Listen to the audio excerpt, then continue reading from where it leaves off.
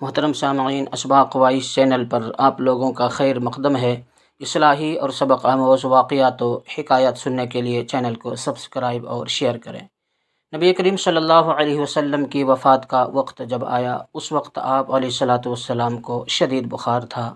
آپ نے حضرت بلال رضی اللہ عنہ کو حکم دیا کہ مدینے میں اعلان کر دو کہ جس کسی کا حق مجھ پر ہو وہ مسجد نبوی میں آ کر اپنا حق لے لے۔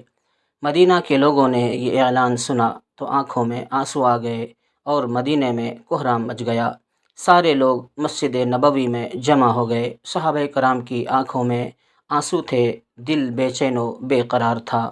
پھر نبی کریم صلی اللہ علیہ وسلم تشریف لائے۔ آپ کو اس قدر تیز بخار تھا کہ آپ کا چہرہ مبارک سرخ ہوا جا رہا تھا۔ نبی کریم صلی اللہ علیہ وسلم نے فرمایا، اے میرے ساتھیو، تمہارا اگر کوئی حق مجھ پر باقی ہو تو وہ مجھ سے آج ہی لے لے۔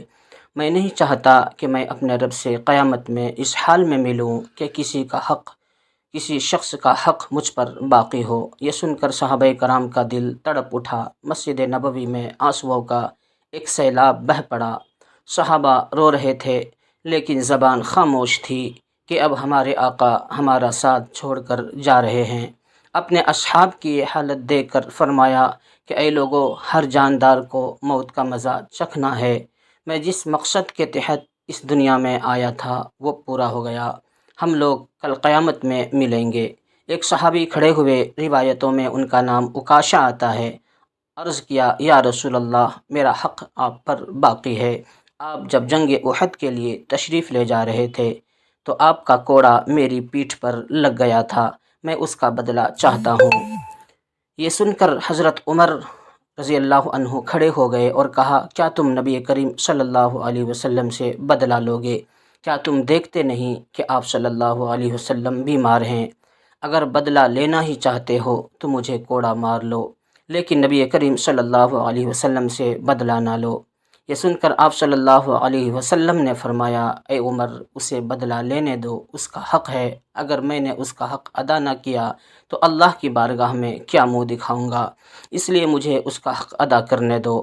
آپ نے کوڑا منگوایا اور حضرت عکاشہ کو دیا اور کہا کہ تم مجھے کوڑا مار کر اپنا بدلہ لے لو۔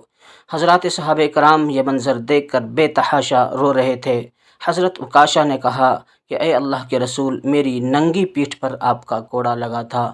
یہ سن کر نبی کریم صلی اللہ علیہ وسلم نے اپنا کرتا مبارک اتار دیا اور کہا، لو تم میری پیٹھ پر کوڑا مار لو۔